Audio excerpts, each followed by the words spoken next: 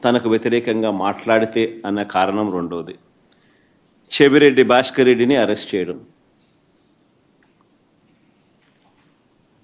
నిజంగా ఆశ్చర్యం కలిగించే విషయం. అసలు భాస్కర్ని అరెస్ట్ చేసిన తీరుని చూస్తే అసలు ఇంతకుముందు మీరంతా కూడా చూస్తూ ఉన్నారు. సంవత్సరం నుంచి ఏ రోజన్నా కానీ భాస్కర్ పేరు లిక్కర్లో ఎక్కడన్నా కనిపించిందా, వినిపించిందా? ఎవడన్నా విన్నాడా? ఎవడన్నా ఎప్పుడన్నా విన్నాడా?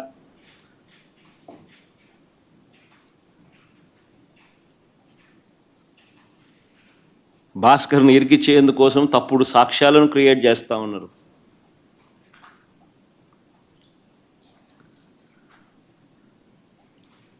ఆశ్చర్యం కలిగించే విషయం ఏంటంటే భాస్కర్ గన్మెన్ను అంటే పోలీస్ కానిస్టేబుల్ను పిలిచి భాస్కర్కు వ్యతిరేకంగా లిక్కర్ స్కామ్ ఏదో ఉంది అని, ఆ లిక్కర్ స్కామ్లో తాను ఏదో ఇన్వాల్వ్ అయి ఉన్నాడని, ఆ లిక్కర్ స్కామ్లో తాను డబ్బులు ఏదో ఉన్నాయని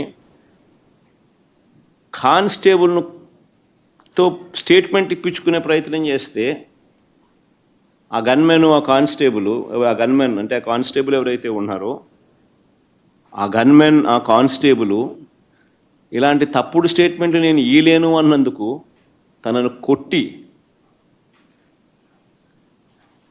చిత్రహింసలకు లోను చేస్తే ఆ దెబ్బలు తిన్న కానిస్టేబుల్, సిట్టింగ్ కానిస్టేబుల్, డ్యూటీలో ఉన్న సిట్టింగ్ కానిస్టేబుల్, దెబ్బతిన్న కానిస్టేబుల్ ఏకంగా వీడియో తీసి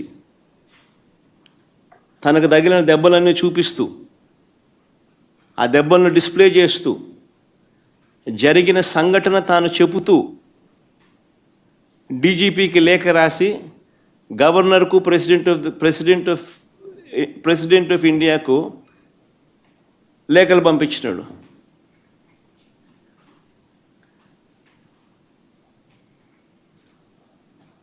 కోర్టులో కేసు వేసినాడు. నిన్న ఆ కేసు హియరింగ్ కూడా వచ్చింది.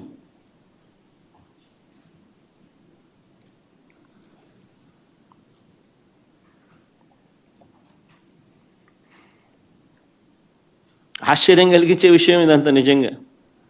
చెవిరెడ్డి భాస్కర్ రెడ్డి పేరు సంవత్సరంగా ఎప్పుడు చూస్తూ ఉన్నాం. ఏ రోజు కూడా కనీసం ఎప్పుడు దీంట్లోకి ఎప్పుడు ఎవరు ప్రస్తావించిన కూడా లేదు. గతంలో కూడా ఎప్పుడు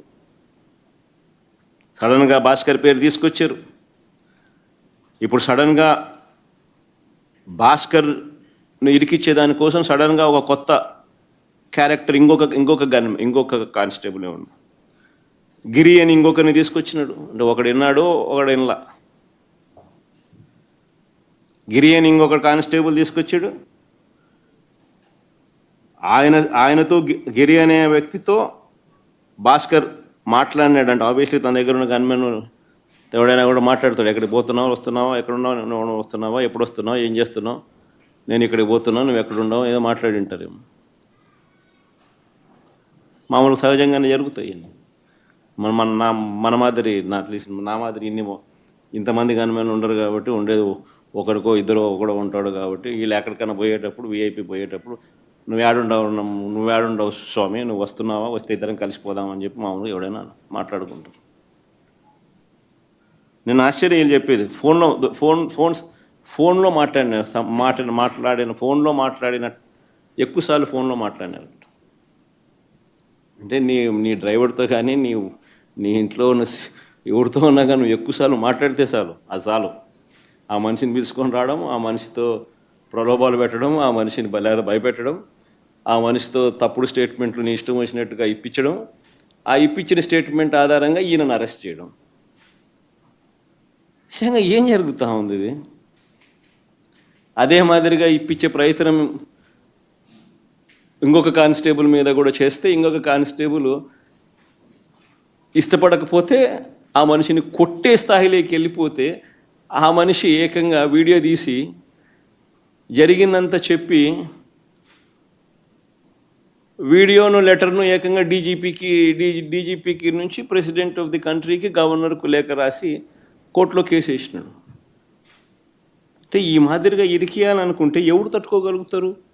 ఎవరినైనా ఇరికిచ్చేసేయచ్చు. Where is the end for it? ఆశ్చర్యం నిజంగా. All what you require is an government employee ఎవడో నీ గన్మెన్ ఎవడో ఒకటి పట్టుకుంటే చాలు. నెక్స్ట్ చంద్రబాబు నాయుడు దగ్గర లోకేష్ దగ్గర పనిచేస్తాను గవర్నమెంట్ ఒకటి దొరికితే సార్ అది ఎట్ట గవర్నమెంట్లో ఎవడు ఉంటే గవర్నమెంట్ కనుక అనుకూలంగా చెప్తారు.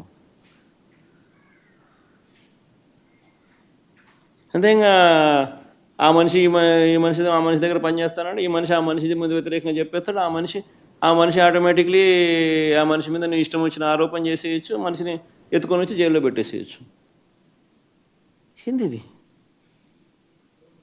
నిజంగా భాస్కర్కి జరిగిన పరిస్థితిని కానీ లేకపోతే ఈ లిక్కర్ కేసులో జరుగుతూ ఉన్న దర్యాప్తు ప్రక్రియ కానీ ఇవన్నీ కూడా చూస్తే నిజంగా సామాన్యుడు ఎవడు బతకలేడు. ఎవిడెన్సెస్ అనేటివి నువ్వు క్రియేట్ చేస్తూ ఉన్నావు, మ్యానుఫ్యాక్చర్ చేస్తూ ఉన్నావు. ఈ మాదిరిగా తప్పుడు సాంప్రదాయానికి నువ్వు నాంది పలుకుతే రేపొద్దున వ్యవస్థ బతుకుతుందా? నక్సలిజం అనేది ఇట్లాంటి దానిలో నుంచి పుడుతుంది.